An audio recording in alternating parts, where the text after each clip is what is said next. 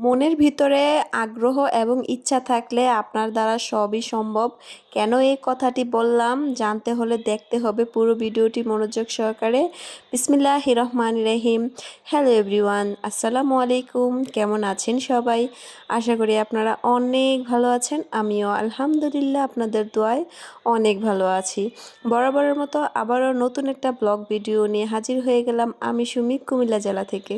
যে আপনাদের সামনে আমি এত খাবারের আইটেম নিয়ে বসেছি।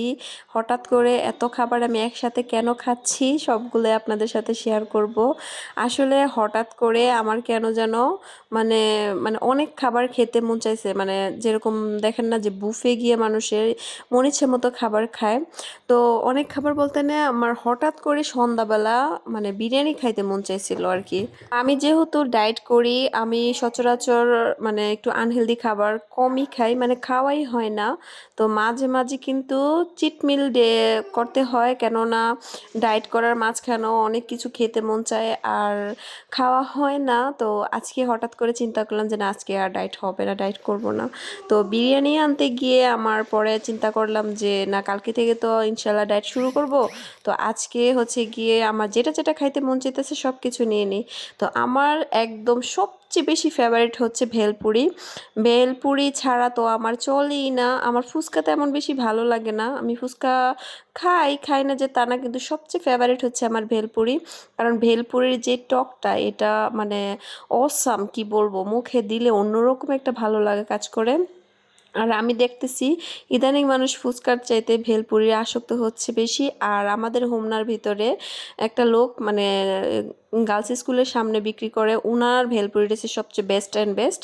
তো হচ্ছে এই জন্য ভেলপুরি একদম ওনার কাছ থেকে বানায় নিয়ে এসেছি। আর হচ্ছে একা একা খাওয়ার কারণ হচ্ছে ছেলে মেয়ে দুজনই প্রাইভেটে আছে সন্ধ্যা টাইমে।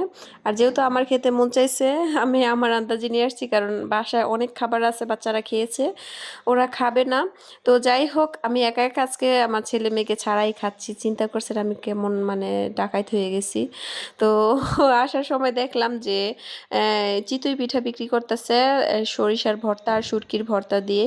তো দেখে একদম লোভ লাগতেছিল। অনেক দিন ধরে ভাবতেছি যে চিতই পিঠা খাবো। আর আপনারা যারা ডায়েট করেন তারা তো জানেন যে চিতই পিঠার মধ্যে প্রচুর পরিমাণে ক্যালোরি, এটা এত বেশি খাওয়া যায় না। তো আজকে যেহেতু মিল ডে পালন করতেছি, তো আজকে তো আমি খেতেই পারি। তো খাবো যেহেতু, মনে যা যা চাচ্ছে সব কিছুই খেয়ে নেব।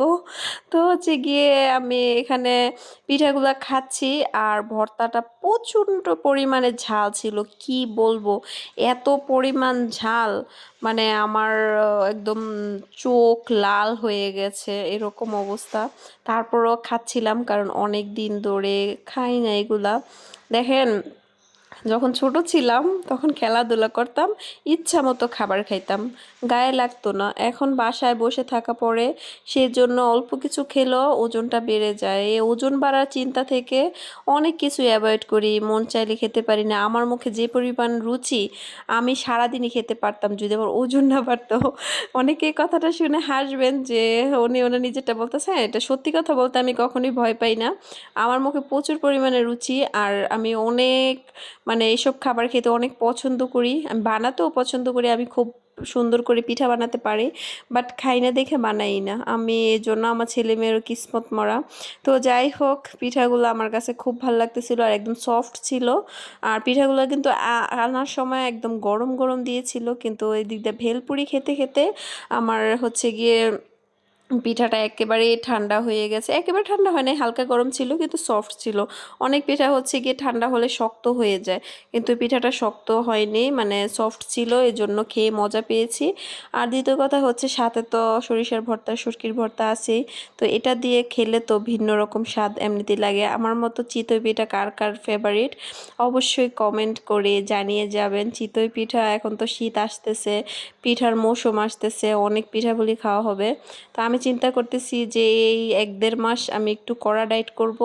আমার ওজন কমার যতটুকু লক্ষ্য ছিল ওইখানে পৌঁছে সারলে এরপর শীতের মধ্যে আবার 1-1.5 মাস একদম ব্রেক নেব, ইচ্ছা মতো পিঠাপুলি খাবো।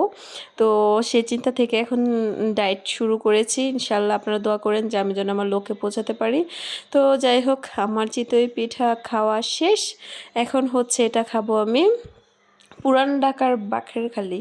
এই পুরান ঢাকার বাখেরখালী হচ্ছে আমাদের হোমনাতে বানাচ্ছে এখন, আগে ছিল না, এই ৩-৪ মাস হয়ে বানানো শুরু করেছে। ওনাদেরটা খুব ভালো হয়, একদম সফট হয়। আর বাখেরখালী তো আমার কাছে অনেক ভালো লাগে, কিন্তু কপাল মন্দ যে চিনি জাতীয় জিনিস তেমন খেতে পারি না, যেহেতু ওজন বেড়ে যায়। তারপরও মন কি আর মানে বলেন, অনেক খেয়েছি আজকে।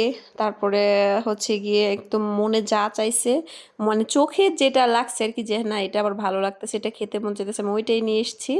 তো হচ্ছে বাঁকড়াখালিটা আমার কাছে খুব ভালো লেগেছে, একদম গরম ছিল, গরম গরম, কারণ সন্ধ্যা টাইমে ওনারা বেশি বানায়। আর হচ্ছে এটা খেয়েও অনেকটা ভালো লেগেছে, কারণ সফট ছিল। আমি যখন ঢাকাতে গিয়েছিলাম একবার, হচ্ছে ওইখান থেকে আমি একদম পুরান ঢাকার বাঁকড়াখালিটা এনেছিলাম, ওইটা আরেকটু ভালো ছিল, অনেক মজা ছিল, কারণ ওইটা একদম সফট ছিল, ভিন্ন রকম একটা টেস্ট ছিল। এখানকারটা ভালো, বাট ওইখানকারটার মতো এতটা না। তারপরেও হচ্ছে কথা আছে না যে নাই মামুর চাইতে কানা মামু ভালো না।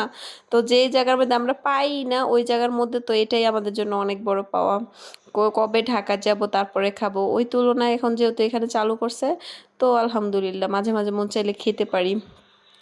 তো যাই হোক, এখন একটু মজু খেয়ে নিচ্ছি, কেননা অনেকগুলা খাবার খেয়েছি, একটু পানি পিপাসা লেগে গেছে। তো পানি আমি সাথে নিয়ে বসিনি, এখন হচ্ছে মজু খেয়ে নিলাম। আর এই তো যেটার জন্য আজকে ডায়েট ছেড়েছি, সেই কাঙ্ক্ষিত বিরিয়ানি। আমার কাছে মানে নিজে বাসায় রান্না করে বিরিয়ানি খাওয়ার চাইতে এরকম প্যাকেট কিনে নিয়ে এসে খাইতে যে কী পরিমাণ ভালো লাগে, যা বলে বোঝানোর মতো না। আমার কাছে এইভাবে কিনা বিরিয়ানিটা আমার কাছে ভালো লাগে। আমি বাসায় যত মজা করে রান্না করি না কেন, আমার নিজের হাতের রান্নাটা আমার কাছে ভালো লাগে না। আমার কাছে মন চায় যে কেউ আমাকে রান্না করে পরিপাটি করে সামনে এসে না দিবে, আমি শুধু বসে বসে খাবো। আল্লাহ জানে এরকম দিন কবে আবার পাই। যখন ছোট ছিলাম তখন মা এরকম খাবার টাবার বেড়ে সামনে এনে দিত, আর আমি খাইতাম একদম রাজকন্যার মতো বৈশা বৈশা। মানে বাবার বাড়িতে বেশি সুখ করে আসছি, আলহামদুলিল্লাহ। নিজের হাজব্যান্ডের সংসারেও যখন যেটা মন চায় ওইটাই খেতে পারি। এমনও কিছু মানুষ আছে যে হাজব্যান্ড তাদের সাথে অনেক পরিমাণ হিসাব করে, মন চাইলেও অনেক জিনিস তারা খেতে পারে না। ওই দিক দিয়ে আলহামদুলিল্লাহ যে আমার যখন যেটা মন চায় আমি ওইটা খেতে পারি। আমার হাজব্যান্ড খাওয়াতে পছন্দ করে, সে কোনো কিছু দেওয়ার চাইতে খাওয়াতে একদম বেশি পছন্দ করে। আমার হাজব্যান্ডের সাথে এত বছর সংসার করে আমি তো মানে বুঝতে পারলাম যে সে, তাকে যদি আমি কিছু কেনাকাটা করার কথা বলি, মানে সে অত বেশি সাপোর্ট করবে না, ওনাপেনা করবে। আর আমি যদি বলি যে হ্যাঁ আমার আজকে কাচ্চি খেতে মন চাইছে, আমার আজকে এটা খেতে মন চাইছে, একদম না নাই, সাথে সাথে বিকাশে টাকা। মানে এরকম একটা লোক, ও যে খাওয়াইতে কি পরিমাণ পছন্দ করে, নিজেও খেতে পছন্দ করে, আমাদেরকেও খাওয়াতে পছন্দ করে।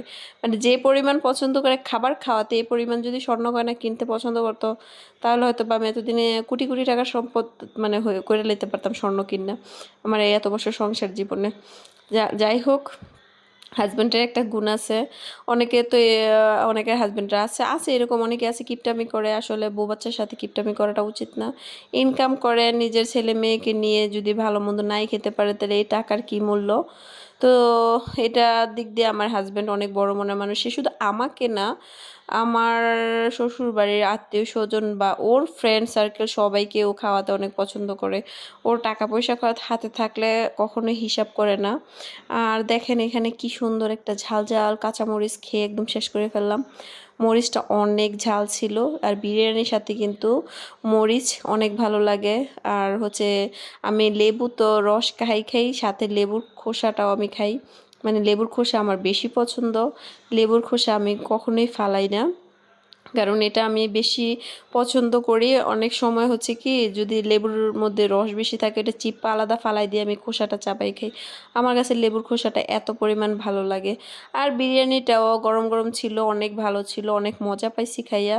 জানি না, আমার নিজের হাতের বিরিয়ানি সবাই অনেক প্রশংসা করে যে আপনার হাতের বিরিয়ানি অনেক মজা হয়, বাট আমার নিজের কাছে একটুও ভালো লাগে না, একদম বাজে লাগে।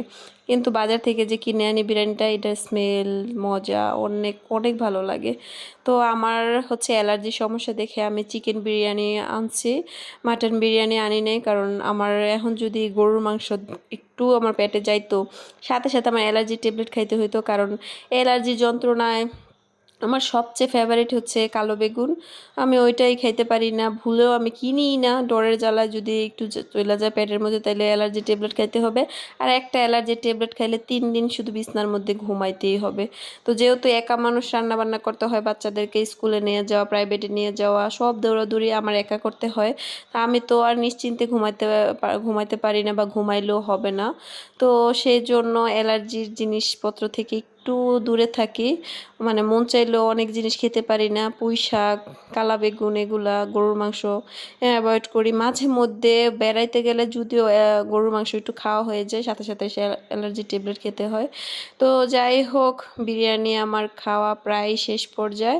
তো আজকে আমার নিজের ঘরের তৈরি বুফে কেমন লেগেছে আপনাদের কাছে অবশ্যই কমেন্ট করে জানাবেন। আর আপুদেরকে বলতেছি যে হিসাব করবেন সংসারের মধ্যে, ঠিক আছে? সংসারের প্রত্যেকটা সেক্টরে হিসাব করে চলতে হয়, কিন্তু হ্যাঁ, আপনার মনে যখন যেটা চাইবে ওইটা আপনি খেতে হবে। হিসাব সব জায়গায় চলে না। আপনার মন যদি হঠাৎ করে চায় যে হ্যাঁ আমার আজকে কিছু খেতে মন চাইতেছে, সেটা খেয়ে ফেলবেন। কারণ আজকে আপনি খেতে পারতেছেন, আগামীকাল এমনও হতে পারে ডাক্তার আপনাকে নিষেধ করে দিতে পারে বা আপনার খাওয়ার মতো কোনো পরিস্থিতি নাও থাকতে পারে। তো হিসাব সব সময় চলে না, কিছু কিছু সময় নিজেকে একটু ছাড় দিতে হয়, টাকা পয়সা একটু খরচ করতে হয় নিজের জন্য, নিজের ভালো লাগার জন্য, নিজের মানসিক শান্তির জন্য। তো যাই হোক, অনেক পাকনা পাকনা কথা বলেছি। তো আজকে এই পর্যন্তই। সবাই ভালো থাকবেন, সুস্থ থাকবেন। আল্লাহ হাফেজ। আসসালামু আলাইকুম।